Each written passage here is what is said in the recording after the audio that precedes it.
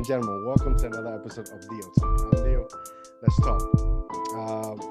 Before I present my guest for today, I would like to say a couple of things. He is a real estate agent. We're going to talk about a little bit about real estate and, most important, his foundation.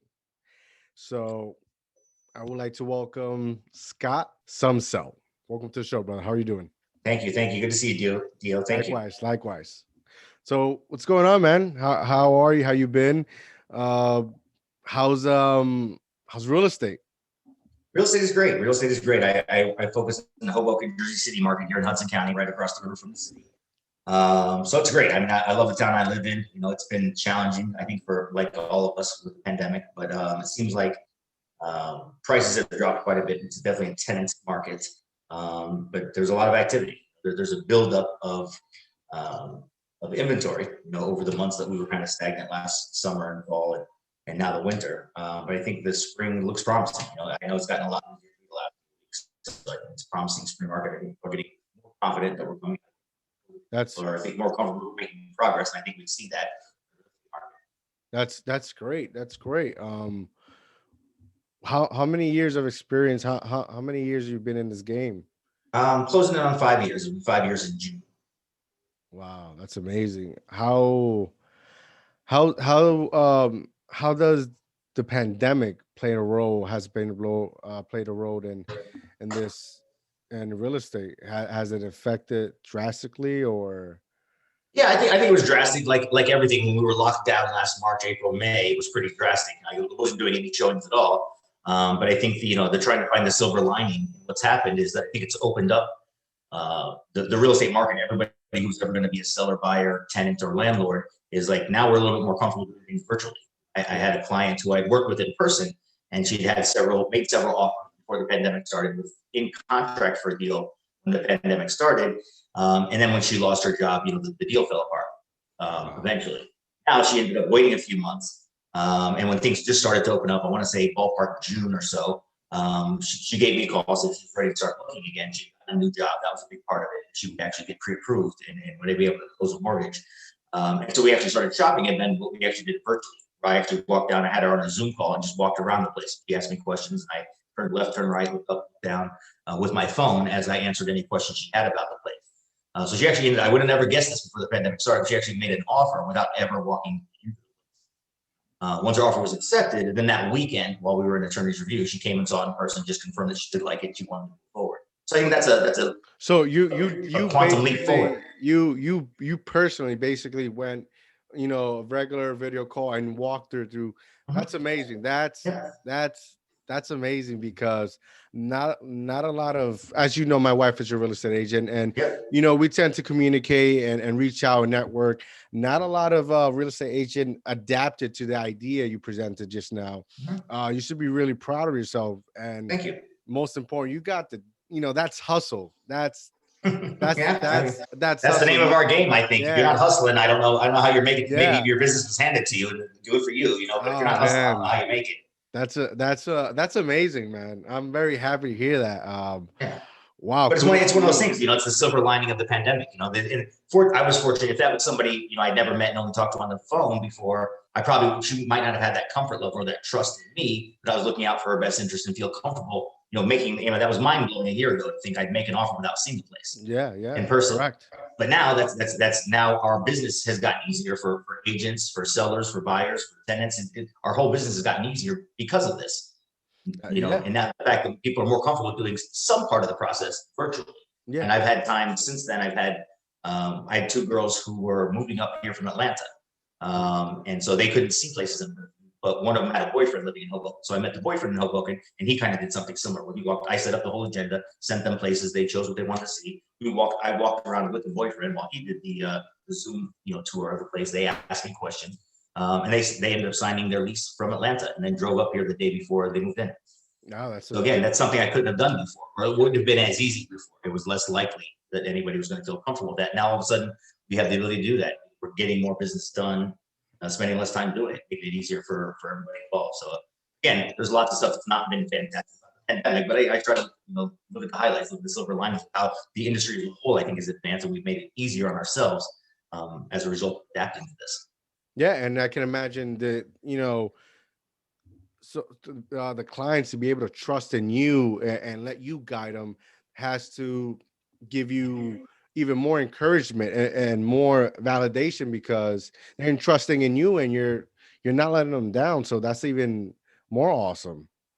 Yeah, it's great. It's Uh, great. I mean, I think virtually or in person, building trust with your clients is important, probably in every industry, but really important in real estate because, I think appropriately so. There's kind of a bad reputation for realtors, and it's unfortunate. But I think my thing I've said is I think it's a catch-22. If somebody knows I'm a realtor, they may already immediately not trust me, but once I get to talk to them, they see how I communicate with them, they see how I take them through the process of finding a rental or a purchase or a sale. I think the way I communicate with them and build trust is what makes me stand out. That's the catch-22. Easier for me to stand out, but so many other realtors are not leading with being trusted and making sure that they're always yeah. putting their clients' priorities first instead of their What own. what's beautiful about that is that you're not trying to sell something. You're doing it because this is who you are. This is your work ethic, and that's amazing. You tend to put what you're explaining to me. You're putting the client first, then yourself, Always. and man, I'm proud to hear that because I'm like I said, I've met a lot of realtors, and sometimes they're just focused on getting the deal done instead of taking care, their credibility, Yeah. taking care of the client, which is essential for a deal to go through. So, man, Yeah, I think I'm so. I happy to think so. hear. Part of it is, I guess, I'm fortunate to have been raised well, and all that kind of stuff. But I can't imagine building a business another way. I think being genuine and being, knowing in my heart that I'm focusing on my clients needs first. Like I've got that feedback. I think it does with every conversation, every action. Whether you're, I think it's pretty clear. Most people are pretty intuitive about whether you're looking out for them or looking out for yourself. And I think it's a real easy way to just for me to figure out this is the way I'm going to be. And this is the way I'm going to build my business. Primarily built on building trust and prioritizing clients' needs first. I think it's a pretty simple concept. That's awesome. I know we spoke yesterday. Have a couple of notes that I think the listeners, when they listen to this episode, they're gonna be very intrigued. And you spoke about some reward when uh reward Like a regarding give back benefits. program. Yeah, the give back program. There you Yeah, go. yeah, yeah. That's what I call it. I don't know if that's the best, fanciest name for it, but a give back program is very simple. I just, I belong to a couple on the board to a couple nonprofits here in New Jersey. I just kind of, again, the way I was raised, believe in giving back and being a part of my community. There's a kind of family legacy that goes back beyond that. But yeah, basically, I just decided, I want to separate myself from other realtors, kind of what we were already talking about. And over the years when I was new, I used to ask people, what's a good idea for gifts? How much do you spend? And what's an everlasting gift? What really resonates with clients and makes them realize that you really want to build a relationship and not just make a commission. And there's all kinds of gifts that I think are great gifts, and I've done some supporting local business type of stuff that I think has resonated well. But ultimately, I ended up coming up with just the idea to give back to a charity. Again, being on nonprofit and believing in the concept of giving back in general, I figured I'd make that a part of my business. And when I'm talking to people and presenting myself as a realtor, I feel more comfortable in that context of not just chasing a commission, which is really honestly what all of us are doing. This is what we do for a living, but there's more to it than that for me. So the first time I had done that was with somebody. I volunteered with a charity called Best Day Foundation. And then the co-chairs, husband and wife team, Trish and John, we've been friends. I've been volunteering with this organization for about 12 years, been on the board for some percentage of that. And we've just become good friends over the years, just showing up and volunteering at events. And she told me, I think this was about 2 or 3 years ago, her parents had passed away. Her father was the second of her parents to pass away, and then now she had to process the home that she grew up in. She had to sell that as part of the estate, Yeah, yeah. and she, it was very, very emotional type of thing. This is like a good friend that I've known for 10 years, in a great environment of volunteering. And it was kind of a heavy thing, thinking about, and I still have my parents. My parents are two most important people in my life. So I can't imagine how I would deal with that. So having a friend trust me to help her sell her home was kind of a big deal to me. And there was a lot of emotions in the transaction. And I just thought, like, I really want to make a gesture that would be meaningful to her. She's not at all materialistic, doesn't really care about money. She's one of those people who just gives back, infinitely. her and her whole family. And I just thought, like, making a donation to the charity that made us friends, that brought us together 12 years ago, like that would probably be the most meaningful gesture I could make to her, just to say thanks for trusting me to help you sell your childhood home. That's a big deal. So I saw how rewarding that was, the tears that developed, and how we've already been good friends for 10, 12 years, and this made us that much closer. I said, I think I want to keep doing this over and over again. And then tangent, kind of just how I play and referee for Zog Sports, local co-ed league in Hoboken in Jersey City. And I've been playing with them and refereeing with them for 7 or 8 years. One of the things they do is, I played in lots of different sports leagues. Some give you a trophy, some give you a gift certificate to a bar. This organization, Zog Sports, makes it to your charity. So the whole team, you're playing soccer, you're playing football, you're playing kickball. At the beginning of the season, your teammates talk about you want to play for Best Day Foundation, play for American Cancer Society, whatever nonprofit resonate with you or is near and dear to your heart. You choose that, you select it, and then if your team makes it to the championship game, you get a donation to charity. So I kind of always loved that aspect of playing sports and being able to give back to this organization. I get back to it. I just thought, between that one experience with Trish and John, and then my connection with Zog Sports and how much that resonated with me, that they gave back, and that was the goal at the end, was to win the championship for bragging rights, but also to make a charitable donation to give back. And I just thought it was a kind of a perfect way for me to start to build my brand, make myself a little bit different than the average realtor. Wow. And also hopefully encourage other realtors and other salespeople to do the same thing. It's not just about me being different. I'd actually rather encourage other people to do the same thing than for me to continue to be one of the few people. Wow, I'm honestly blown away with the efforts of just trying to better your community and giving the best helping hand to a client or to your friends. Wow, I think what you're doing is it's absolutely amazing. Um, It's rewarding for me too. Yeah, I can imagine. Just wow. You're a real estate agent, so through this pandemic, uh, you know, our surroundings or community suffered a lot. So my question, I guess, is how important is for people like us that are active in our community to support our small businesses? It's hugely important. I mean, I consider myself a small business. I'm an entrepreneur as a realtor. I think every realtor considers themselves a small business, their job, their career, like a small business. But I think it's critical. I think especially in a town like Hoboken, even downtown Jersey City, like there's tons and tons of mom and pop businesses. That is the core fabric of our economy in Hoboken. There's I don't know how many hundreds of small businesses between restaurants, bars, and just every other type of business you could have, storefronts or just private firms. There's hundreds of them. I mean, there's very few chains. We have one McDonald's, one Walgreens, one Rite Aid. There's a handful, but large percentage of our businesses in Hoboken are mom and pop size businesses. Even if they've grown to a significant size because they've been here for a long time, they're the nature of them mom and pop business. So I think as much as I've been a small business, and before I became a realtor, I was a small business for 12 years. That's a grinded out, very blue collar, work hard business, and a lot of the people that I work with were small business owners that own their own trucks.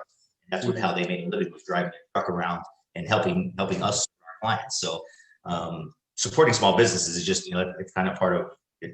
It's maybe part of fabric of how big who I want to support. I don't have anything against large corporations, but I'd much rather support a local small business owner because I know that's them feeding their family. That's not giving their their stockholders pennies on a return. That's them feeding their family. Going on a vacation or not. So I think supporting small business owners is huge. Also something I've incorporated into my real estate. What inspired you to take this journey and start your real estate career? Like what was that moment that you like, what? This is what I want to do. I have a passion for this and I'm just gonna go for it. What was that moment? What inspired you? Yeah, I might have to back up a little bit if you give me some leeway on leading up to that. Hey, the floor is yours, my brother. Yeah, so I'll start with my second job out of college was working for Enterprise Rent a Car, which I never thought and I was never had any aspirations to rent cars when I was in college. But they told me it was a good business management program.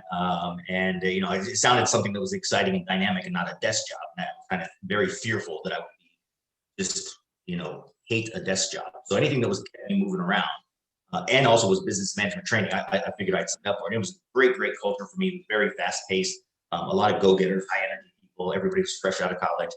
Great environment for me. You're wearing a shirt and tie and a coat, sports jacket every day, but you're also getting on your hands and knees and vacuuming out cars. You know what I mean? And cleaning windows and driving around and picking up people in the snow and changing tires on the side. You're of the doing road. the work. You're doing the work. Yeah. Yeah. So like the dynamic nature of it was great for me. They were great at business management training. They were really great at customer service. There's times where when I was young and naive that I was like, we're letting these they're complaining about meaningless stuff and we're giving them money back, we're giving them a free day or whatever. I'm like, they're totally getting over on us. Like, no, that's actually not what's happening. That's not what's happening. Actually, what we're doing is we're building loyalty with them. And we may lose in the short run, but we're going to win in the long run because we're building loyalty with these clients. And they're going to come to Enterprise Rent-A-Car because every time they're here, even something small that we don't control happens, we're going to make it right for them and make sure they walk away completely satisfied. That's how I got judged. And once we got to the management level, you got paid a commission based on whether or not your customer service score at your branch was high enough. Wow. And it was. That's, that put a huge emphasis on me to just realize, well, what does it mean to give great customer service? Everybody's heard the buzzword customer service, and this is 20 years ago.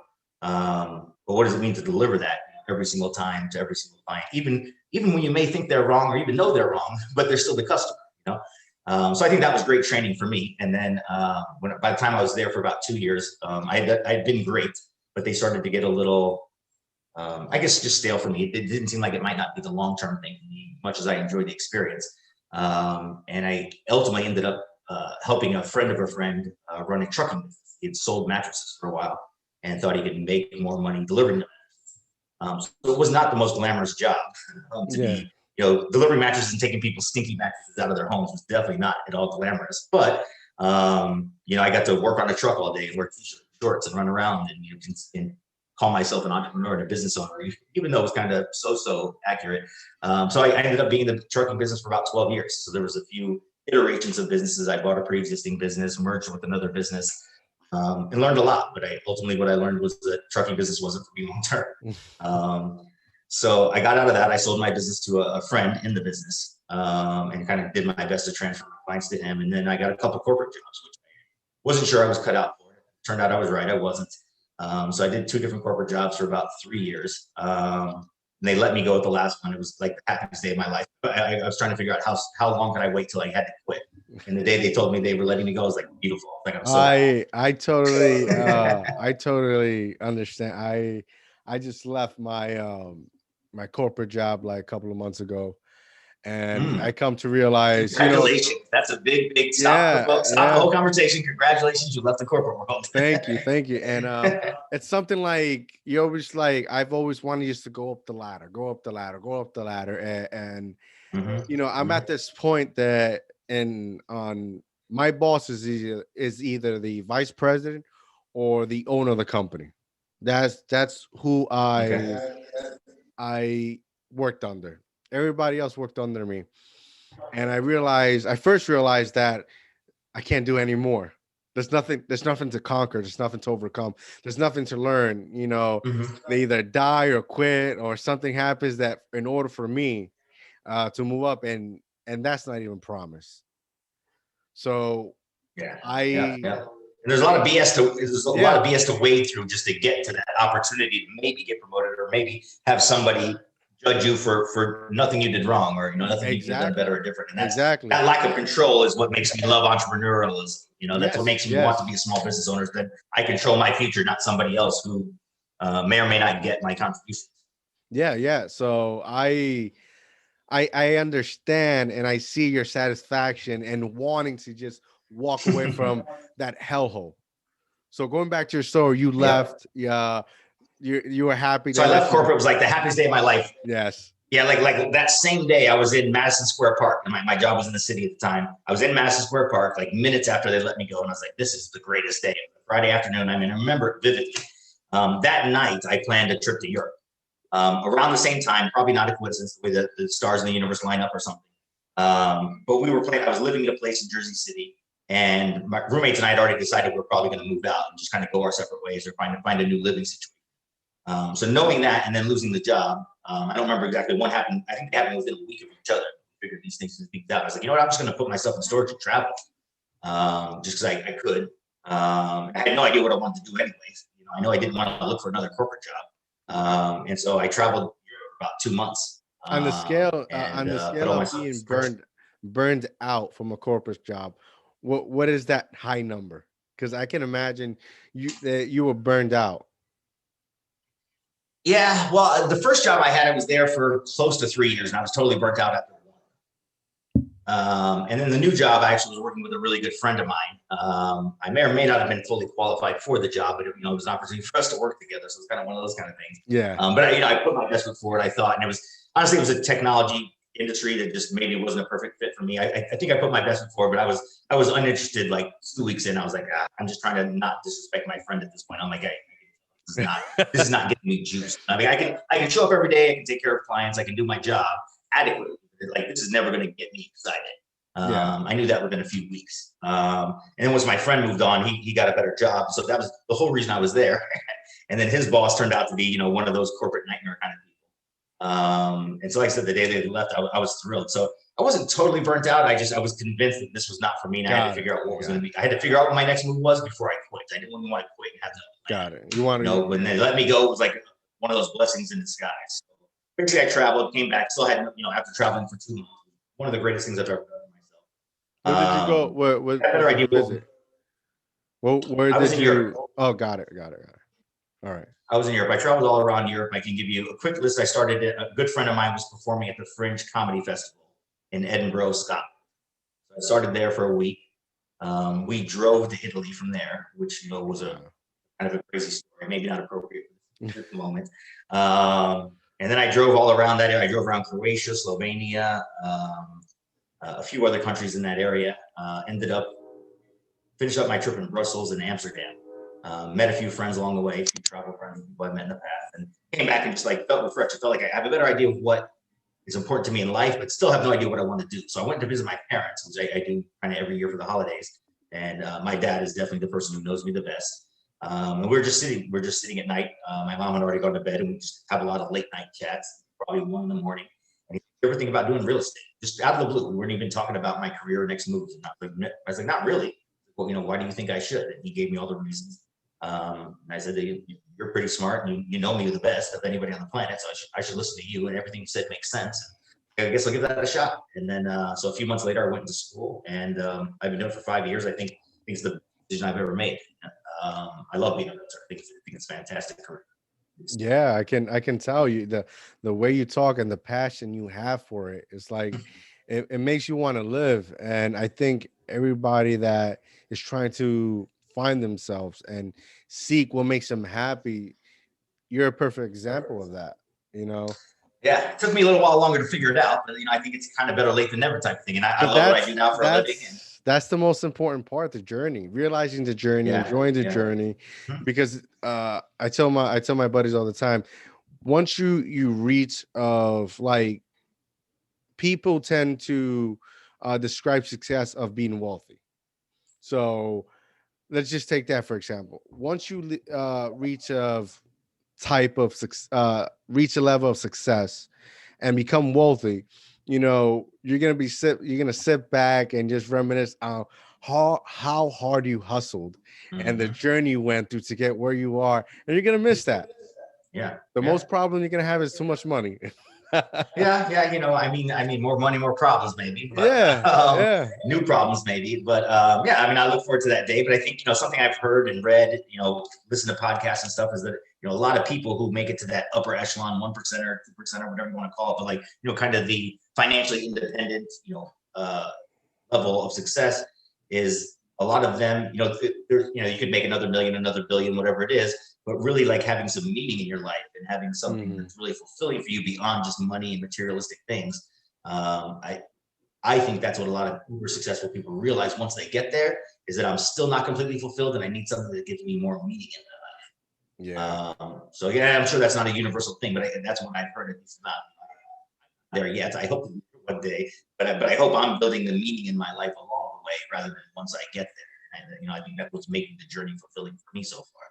That's beautiful because you're not just your happiness doesn't just come on one thing. Your happiness comes from seeing yourself and others progress.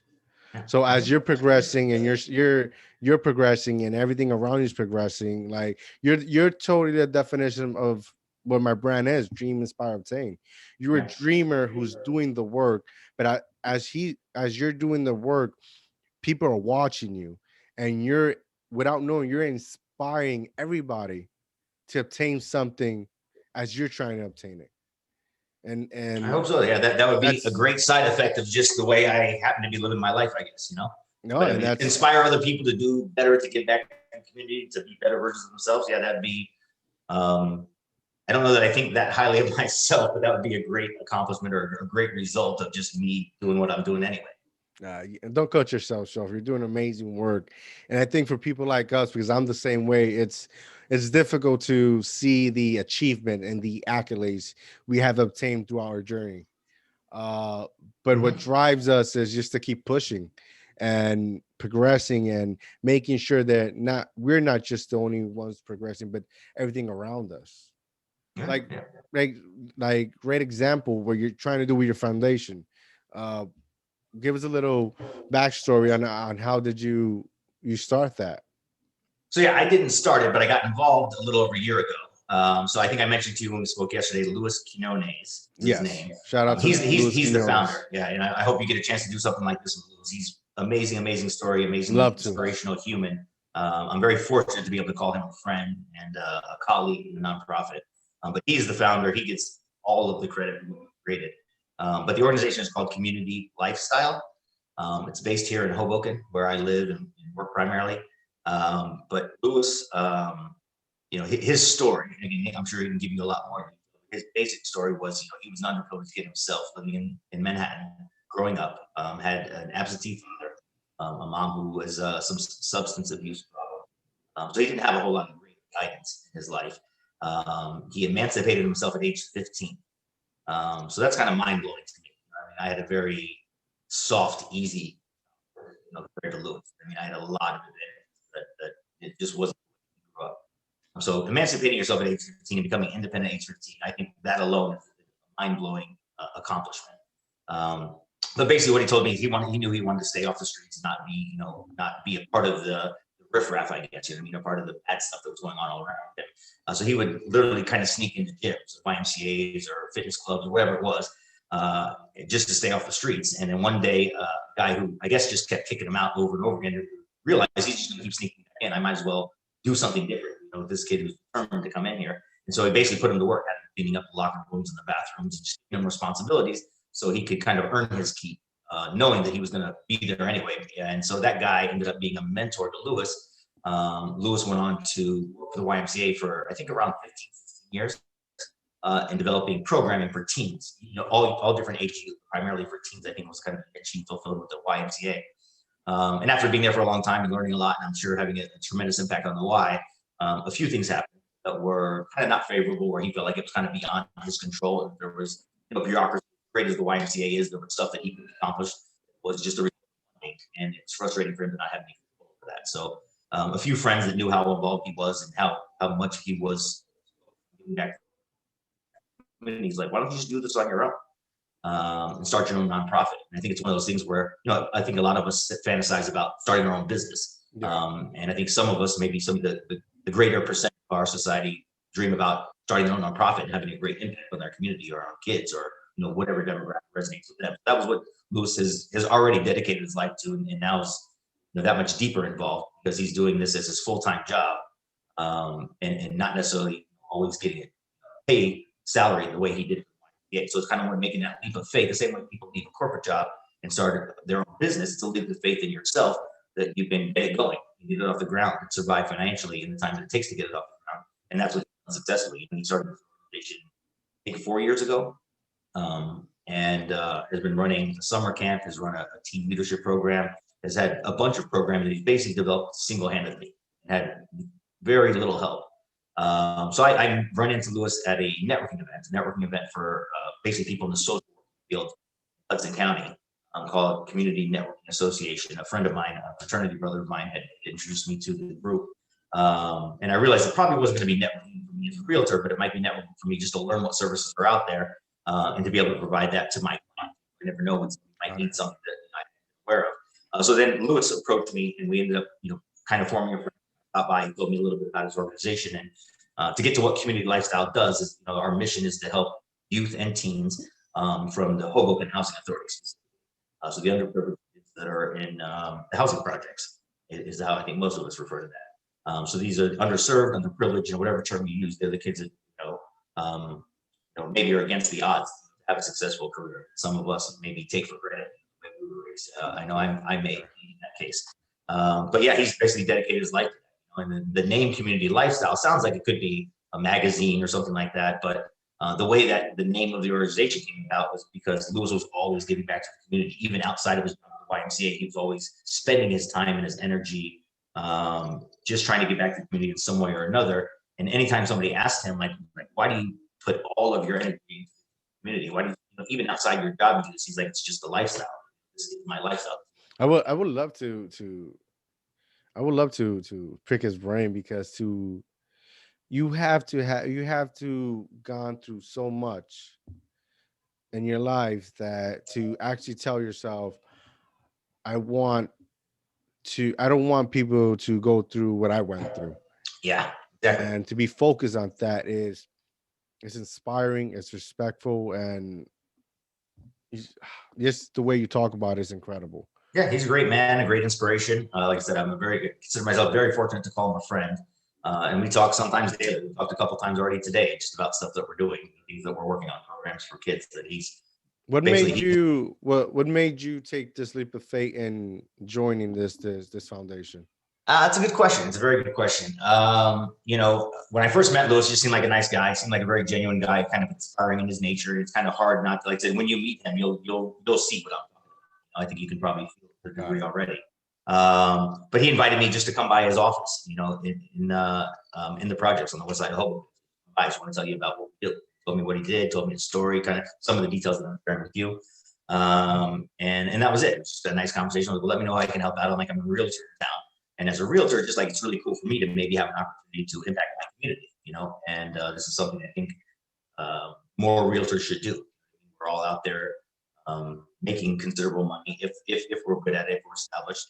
And I think giving back is important. And I think the ability to give back beyond just monetarily, to actually give back my energy, time, my thoughts, my skills, whatever I bring to the table, to affect my community, and especially the underserved population of my community. I think this is a great opportunity for me. And while I didn't know it at the time, I kind of have discovered that it actually, again, maybe the stars of the universe are lining up again, but it actually lines up very well with my family's legacy. So I can make up that story or share that with you. My grandparents on the mother's side, so it's the Bush side of my family, grew up in Chicago, and they were the original entrepreneurs in my family. My real estate business is named after my grandparents. What they were? Sorry, you broke up. What they were the original? They were the original entrepreneurs in our family. So this is going back to the 40s. My grandfather was way back. Fought in World War II, came back injured, and when he came back, he got married to my grandmother, and they started a business together. They bought a grocery store in Chicago, and that's what they had. They had a grocery store in Chicago for I think 25 years, and they were a big, it was kind of a mom and top type of bodega type style grocery store. I was never in that one, but they were a big part of their community. They had kids from the community who worked at their store, and they were just, I guess the way they interacted with their clients and customers just made them a part of the community. And that was a big thing that was important to them, to be a part of the community, back to the community. And when they first started there, they were Eastern European immigrants, and a majority of the population where they bought the store was similar. And then over the years, obviously, it became more diverse. And as it became more diverse, whether it was Latin or Black people or whatever people came into their community and started to shop at their store, they adapted the items that they offered, the products that they offered, or they were offering whatever their community wanted. And that naturally endeared them to the community, and they were kind of beloved in the community. So all of this led up to my grandparents actually, like I said, employing several kids and even paying for college, assisting with books and tuition. Kids that had worked in their store before and been part of the community they had gotten to know over the years. And this is in the 60s when it wasn't real popular for white Jewish families to be sporting with black So kids going to they college were or basically black the kids going to college. pioneers Mhm.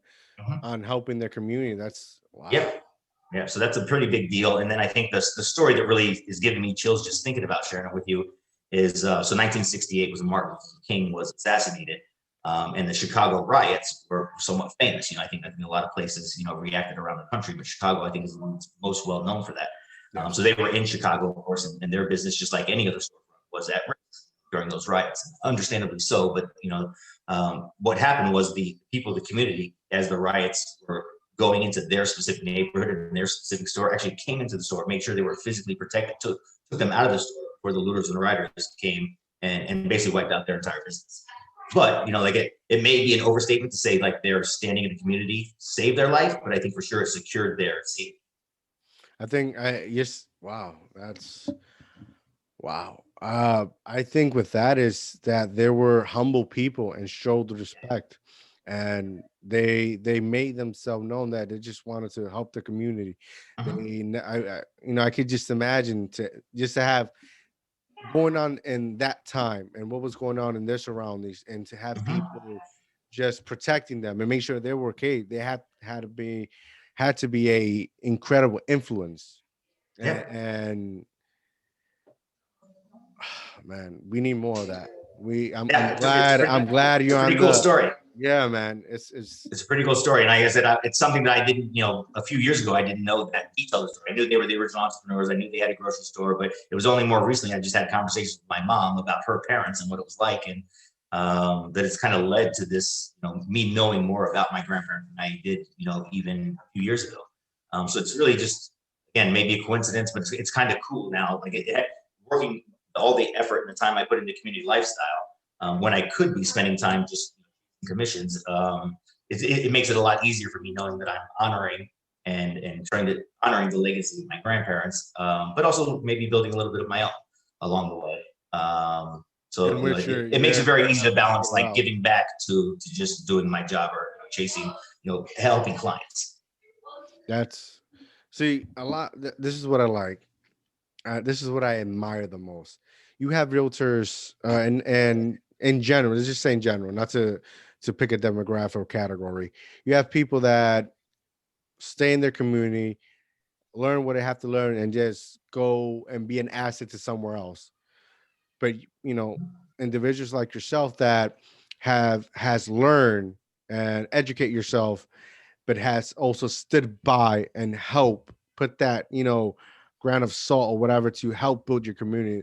I think that's what's important and real big game changer, and that's what we people in the community need the most. That in order to uplift our community, the people have to be the ones to help one another and build it themselves. I think you're doing an incredible job at that, man. Thank you. Yeah, Very honored to sit down and have this conversation and hear the story of that's come from history way back, and still carry that goodwill and tradition to help your community. I mean, it's just one respect of those things that it's very rewarding for me. Very rewarding for me. Like I said, even if you have curveballs, like we said, your wife is aware in real estate. There's lots of stuff that's beyond our control, and it affects whether we make money or not. So that's not the easiest thing, but I still love what I do. But like having this to balance out my life, like I have good and bad days in real estate, just like we all do, whatever our jobs are. But having community lifestyle and having these other things that I'm passionate about and care about, like sometimes really great things happen in my nonprofit world, and it makes it a lot easier when things are not so smooth in my business world. So it's kind of another one of those things where I seem to be realizing more and more integration amongst my roles. The playing sports and volunteering and being a realtor. I feel a lot more integration, a lot more connections that I have in different categories are overlapping with each other. I've started to have the opportunity to the kickball crowd that I get to referee. Again, it's a part-time job. I do once or twice a night for a couple of hours, but it's everybody who's young in Hoboken wanting to go out, have fun, maybe be a little bit competitive, but just have fun, make new friends, have a few drinks together. And I've got to know that crowd as a player and as a referee for 6 or 7 years now. So that was well before I became a realtor. But now, I never was doing that because I thought it would benefit me. But now I've helped probably a few dozen people that I've met, kickball players, football players, soccer players, whatever sport I know them from.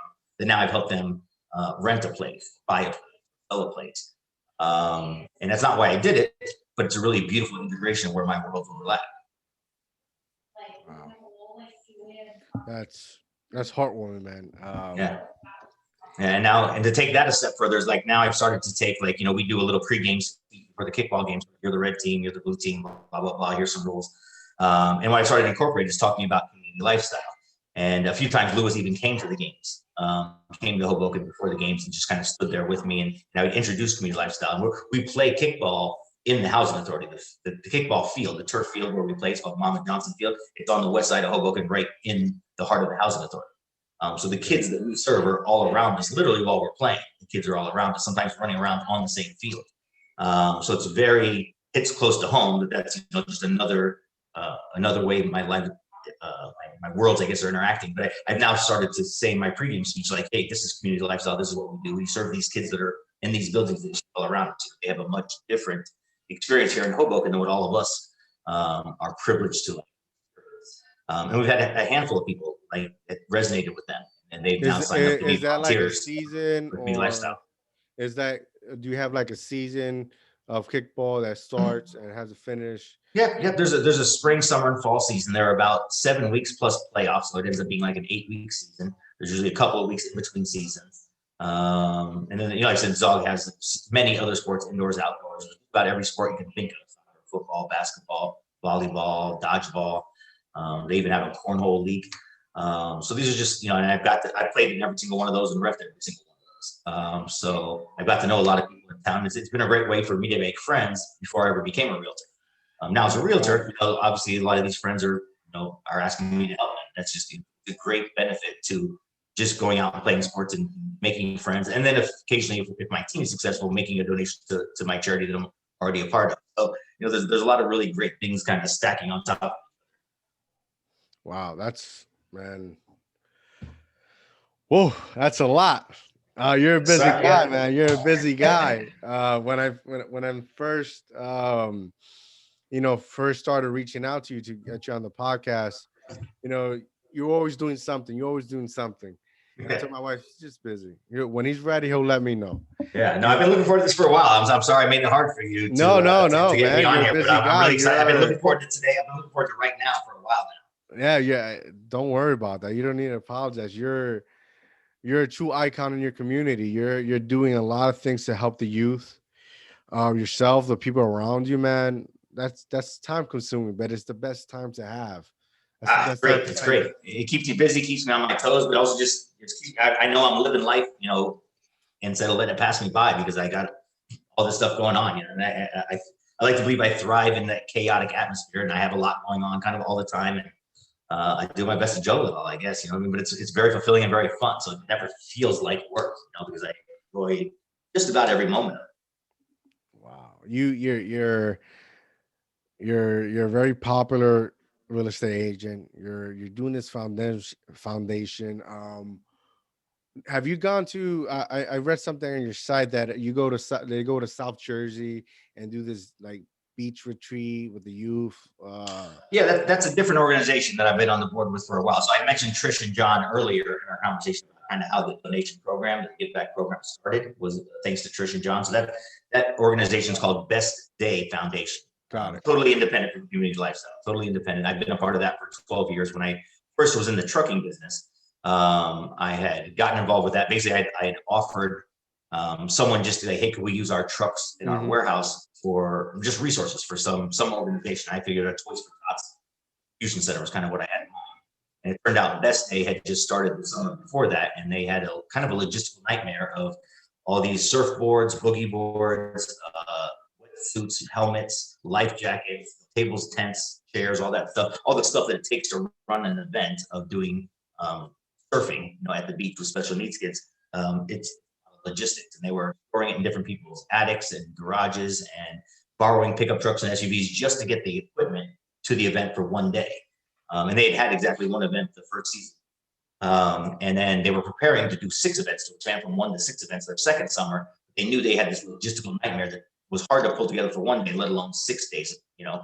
And I told them, I was like, I have a truck, put everything on one truck, and then when we're done, I just go to my warehouse, we have space, and then I'll bring it back to you for the next event.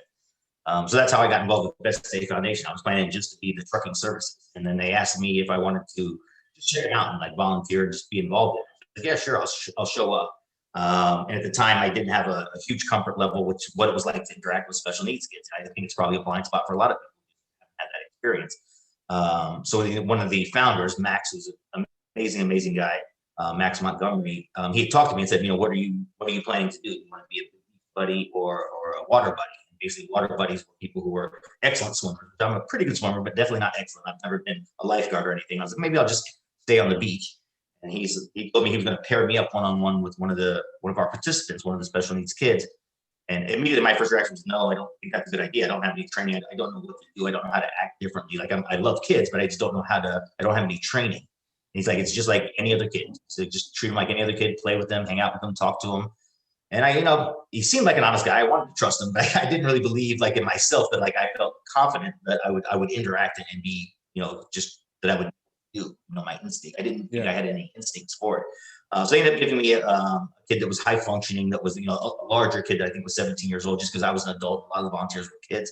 And exactly what Max said was what happened. We started throwing the football around, started talking. It was just like hanging out with any other kid. I got to know his parents. And it was great. I was hooked for life. As soon as I had done it that one time, it was extremely rewarding experience. And I just kept coming back to volunteer. And then after a couple of years, I had been involved for a while, just doing trucking stuff and then also volunteering. And I loved it. They asked me to join the board. So I did, and that one's a little bit more passive because mostly we have our summer events and we don't do a whole lot in the off season. But it's been very rewarding. I have a lot of great friends. It's been a great community. And even in years where, for example, when I got out of the trucking business, I had no idea what I wanted to do. That's a pretty tough year. I think anybody who's been in that career transition where they have no idea what they want to do, I know I'm valuable. I know I have some skills I've developed, but I have no idea, how to make money doing it yet. So that was a relatively rough year getting out of the trucking business when I put my heart and soul in it for 12 years. But one of the things that resonates with me from that year was showing up to the Best Day events and realizing when I showed up and I thought my life was terrible, or I was down in the dumps because I didn't know what I wanted to do for a living. And you realize how these families have it and how challenging every day is for them. When you're dealing with a child with any sort of mental or physical disability, and you realize, my life's pretty good. Maybe the things I have to worry about are not so big of a deal to worry about. Maybe I should, kind of appreciate what I have rather than worry about what I haven't figured out in my life. So I remember very fondly every one of those events being like a great day for me, a year that was not a great year for me. So that's one of those things where, like, I think Best Day has given me a lot more than I've given it. It's been a great experience all along the way, and I have some great friends in that community. Is Best Day based out of New Jersey, or you guys have? We have a New Jersey chapter, and our events are in Monmouth and Ocean County. So right now we're doing our events in Point Pleasant, Brick, and and Asbury Park. So those are the beaches that are hosting us. Those three locations. So we'll do 3 weekends per summer. So we'll do a Saturday camp and a Sunday camp, independent. We'll bring about 45 of our kids to participate each day. So that works out to be about 270 in 6 days. And it's a pretty great experience. We started out when I first started, I think we had 30, 40 volunteers, which is still a lot. And maybe 15 to 20 kids. Now we have 45 kids, and we probably average about 150 volunteers per day. So like there's a lot of people out at these events, and it's really rewarding to see how it's grown over the years. Like if I was a person, which I am, I want to, like, I have a 4-year-old. I would like him to be part of one of those surf boogie boards.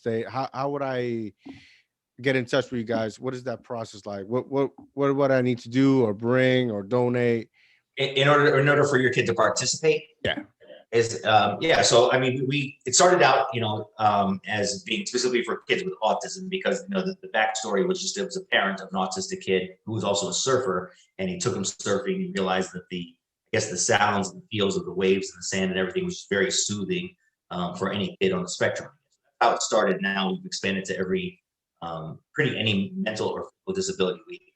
And there's still a process we still have way more demand usually than we have spots available. Mm-hmm. But basically, just to know about it, I think is the most important thing. Our events tend to be June, July, August, the 3 different weekends. And once we announce our dates, then we also announce a registration date on the website. Got it. And it's kind of, to be honest, it's one of those things where it's challenging. I mean, it's one of those things we built a really great reputation in our community.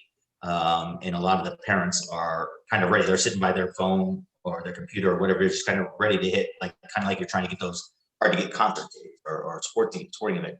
It's just there's a lot more demand than there is supply. We've expanded how many kids we help, but there's still, they end up on. Point is that you just sign up when the registration. And I think just we want to spread the word about this day. The word has gotten out there amongst our community, but we're still looking to grow. We have, it started in California. New Jersey was the second branch. There's now a branch in Virginia. And there's also a branch in Florida. So there's been several locations that wanted to start branches. But it's a really great experience. There's obviously a core group of this is the way we do this, and now it's duplicatable. We show that it's duplicatable in a few different locations. So I think spreading the word in general, there's still, I'm sure there's still a significant percentage of parents of special needs kids maybe don't know about it. And like there's lots of repeat customers for us or repeat customers for us. But we'd love to just for everybody to know about this and everybody to experience it, because it's really a super rewarding day. After surfing and boogie boarding, all that kind of stuff, I've seen kids scream and cry and yell and be scared to death for an hour and a half, and then finally get the courage to go out on the surfboard. And like so, they're not standing and surfing; they're kind of holding onto the surfboard on their stomach, so it's safe. But see their smiles on their faces as they're coming in on the wave. Like I never, as a kid, I never learned how to still as an adult haven't learned how to surf. But to have these kids who don't get the typical experience that a lot of kids do, and to have them have that unique experience of surfing, and to see the smile on their face once they get the courage to actually get up there, it's pretty rewarding. Like I've seen lots of parents brought pictures for it, lots of smiles, but it's a little bit kind of chill inducing just to talk about it, because it's really it's been a big part of my life just for weekends a year for a while now. Are you guys really rewarding experience. Are you still guys gonna because we're still in pandemic stage, are you guys still, or you're still trying to figure out the kinks on how they're gonna provide the service? Yeah, hopeful. I think like most people who want the world to start again or to open back up again or to figure out what the new normal is again, we're hopeful that by the summertime we'll be able to hold these events. We had to cancel last year's events, and then we had actually started up a relationship with the people at I think it's Vernon Valley, the ski slopes up there, where they have some adaptive ski equipment for special needs kids, and we're hoping to do like a snow tubing, and maybe awesome. in time open up adaptive skiing. So that was something. It was like I think it was the weekend after the pandemic started, but we had it scheduled last year, like the end of March. So we hope to do that again, and that's a tangent to what we do with surfing and boogie boarding.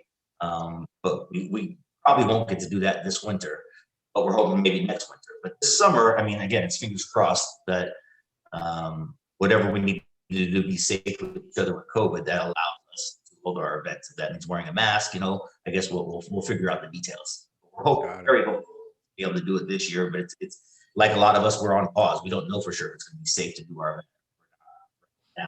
February. We hope by the time we get to May or June that we know we're going to hold events in July and August. What would you like? What's your what's your biggest like your biggest happiness what's your expectations once we're finding out of this pandemic stage? So many things. My first thought is just I get to see my nieces whenever I want. I have a younger brother who lives in the Upper West Side. He's married and has 3 daughters. So my only 3 nieces are 8, 6, and 3. Wow. And I love seeing them. That's probably the thing that brings me as much joy as anything. I don't have kids of my own, so having nieces is maybe even better. I don't have all the responsibility, and I get all the joy out of playing with them and being the fun uncle. So I've got to see them twice since all this started in March. And I usually try to see them about once a month. So that's probably number 1 on the list of things that I'll get to do that are a restriction right now and are challenging right now. And then, playing sports is a big thing. I grew up playing football, basketball, soccer, running track. And I've always played sports all my life. And even as an adult, I'm lucky that like Zog Sports exists where I get to still pretend I'm a kid and play sports. And I still play football, soccer, basketball, just about every season that I can. So I really, really, really miss playing sports. And getting a chance to referee sports where I'm not as active a participant, but I'm still engaging people on social media all the time and interacting with people who have been friends, have become friends over the last 5 years that I've been doing both. So just human interaction. I think, it may be obvious by now, but human interaction is something that I enjoy. I think all of us need some of that, but I need a lot of that. And I thrive in that environment, and it's tough. It's tough to be isolated, I think, for all of us. But I think I look forward to everything opening up, just to have our kind of our freedoms back, and to hopefully see how much people appreciate what they have and not take it as much for granted. I think that's one of the best things that I hope to come out from this is just people are more appreciative of what they have. Hopefully more in touch with whatever's important to them, who's important to spend time with, how they treat people, and how they treat themselves, all that kind of stuff. Hopefully that's, as hard as this has been on everybody, hopefully that's what some of us have gotten out of that. That hopefully that's a silver lining. I think I'm a better person as a result of I didn't have much choice. I could either try to get better or could have gotten a lot worse. And I think most people are in that case. And it's tough. It's a tough mental challenge to go through all of this. But hopefully we're a better country, a better world, for the end. Oh man. Yeah, it's definitely an adjustment. We all had to take and realize once this pandemic hit, but I think people like us, we're gonna be okay. A lot of people, a lot of people like us, we had to sit back and readjust and find new ways to hustle. Absolutely. And keep busy. A lot of people took this pandemic as a vacation to just sit back and do nothing. And I think I tell everybody this pandemic was like a blessing in disguise. I think so. So it was for me. For me for sure. So for all my listeners, where can we find you? Get your stuff out there. Where can people reach you and get in contact with you? Because after they see this, you're probably gonna have be more busy than what you already are, brother. Yeah, no, that'd be great, and I appreciate you giving me the creating the medium for me to get the word out there and promote Best Day and community lifestyle. It's a really great opportunity for me.